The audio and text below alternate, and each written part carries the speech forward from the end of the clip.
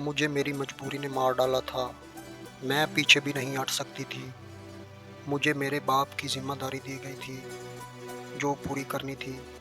اگر میں ایسا نہ کرتی تو میری بہنیں اور میری ماں کا دل ٹوٹ جاتا اور ان کی آخری امید کی کرن بھی ختم ہو جاتی۔ اس وجہ سے میرا سوچ سوچ کر برا حال تھا۔ اب یہ کیسے ہوگا؟ پھر ایک دن مجھے کچھ لڑکوں نے رات گزارنے پر مجھے میری مطلوبہ رقم دینے کی آفر کی، جو مجھے کسی صورت منظور نہ تھی اور نہ ہی اس کے علاوہ کوئی اور چارہ اور حل تھا۔ میں نے خود کو مار کر اپنی بہنوں کو ان کی منزل تک پہنچا دیا تھا۔ میرے ساتھ جو بھی ہوا اس کی خبر اور درد میرے علاوہ کوئی نہیں جانتا تھا۔ میں نے خود کو مار دیا تھا، اپنوں کی امیدیں ٹوٹنے سے بچا لی تھیں۔ ان لڑکوں نے مجھے اس طرح نوچا تھا کہ میں آج بھی درد محسوس کر رہی تھی اور میری نیندیں حرام ہو چکی تھیں۔ لیکن مر کے بھی کیسے جیا جاتا ہے، یہ میں نے اس کے بعد جانا کہ اس ظالم دنیا میں رحم نہیں ہے۔ آپ میری کہانی سن کر درد محسوس کریں گے۔ اس چوتھے لڑکے کی جب باری آئی تو اس کی مجھے دیکھ کر چیخیں نکل گئی۔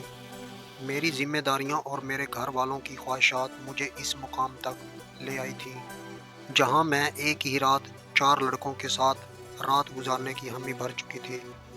عام حالات میں تو کسی لڑکی کے لیے ایسا سوچنا بھی ممکن نہیں تھا، لیکن میں جس جگہ کھڑی تھی وہاں مجھے یہ فیصلہ کرنے میں زیادہ وقت نہیں لگا تھا۔ وہ سب صحت مند اور تندرست نوجوان تھے جن کی طاقت کے آگے میں کچھ بھی نہیں تھی۔ بستر تک آنے والے 3 نوجوانوں نے لمحوں میں مجھے قابو کر کے اپنی پوری طرح ہوس کا نشانہ بنا لیا۔ یہ پہلی دفعہ تھا جب میں کسی مرد کے سیکس پارٹ سے آشنا ہوئی۔ دوسرے لڑکے کے نکلتے ہی تیسرا لڑکا اندر آ گیا۔ میں نے گہری سانس لی۔ میں تھوڑا وقت چاہتی تھی لیکن وہ کہنے لگا کہ اتنا وقت نہیں ہے، باہر اس کے 2 اور بھی دوست لائن میں بیٹھے ہیں۔ اس کی بات سن کر میری آنکھوں سے آنسو آ گئے۔ وہ فوراً میرے پاس چلا آیا اور میرے آنسوؤں کو نظر انداز کرتا ہوا اپنی شدتیں مجھ پر بکھیرنے لگا۔ میرے وجود میں برداشت کی سکت ختم ہو رہی تھی۔ وہ جوش سے میرے قریب آیا۔ میں خود پر گزرنے والی اس قیامت کو برداشت کر رہی تھی۔ وہ 1 گھنٹے تک اپنی پیاس بجھاتا رہا اور جاتے جاتے اس نے اپنے دانتوں کے نشان میری گردن پر چھوڑ دیے اور کہنے لگا اگر اسے دوبارہ موقع ملا تو وہ میرے ساتھ دوبارہ وقت ضرور گزارے گا۔ مزید 2 لڑکوں نے بھی اس طرح مجھے اپنی ہوس کا نشانہ بنایا۔ مجھ پر ذرا بھی رحم نہیں کیا، اور آتا بھی کیونکہ انہوں نے ایک بڑی رقم کے بدلے میری ایک رات خریدی تھی۔ یہ رات میری زندگی کی سیاہ ترین رات بن گئی تھی۔ میرا حال ایسا تھا کہ مجھے کچھ ہوش نہیں رہا تھا۔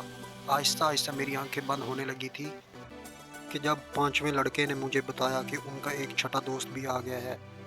مجھ میں اتنی ہمت باقی نہیں بچی تھی۔ جب چھٹا لڑکا اندر داخل ہوا اور میرے بستر کے قریب آیا تو مجھے دیکھ کر اس کی چیخیں نکل گئی۔ وجہ جان کر آپ کے رونگٹے کھڑے ہو جائیں گے۔ میرا نام عائشہ تھا اور میری عمر 18 سال تھی، جبکہ وہ میرا بڑا بھائی شہزاد تھا جس نے اس کمرے میں مجھے یوں بری حالت میں دیکھا تھا۔ غربت کی وجہ سے میں اپنے گھر والوں کا اس جیسا گھٹیا کام کر کے بوجھ اٹھا رہی تھی، لیکن اب حقیقت کھل گئی تھی کیونکہ چھٹا لڑکا میرا سگا بھائی نکلا جسے دیکھ کر میری ہوش اڑ گئی۔ وہ بھی بہت شرمندہ ہوا۔ جی تو فرینڈ، یہ ایک نصیحت آموز کہانی ہے جس میں یہ سبق دیا گیا ہے کہ کسی کی ماں، بہن یا بیٹی کے ساتھ زیادتی کریں تو ایک دن اس کی اپنی عزت خاک میں مل جاتی ہے۔ ویڈیو پسند آنے پر اسے لائک کریں، چینل کو سبسکرائب کرنا مت بھولیں۔ Thank you for watching.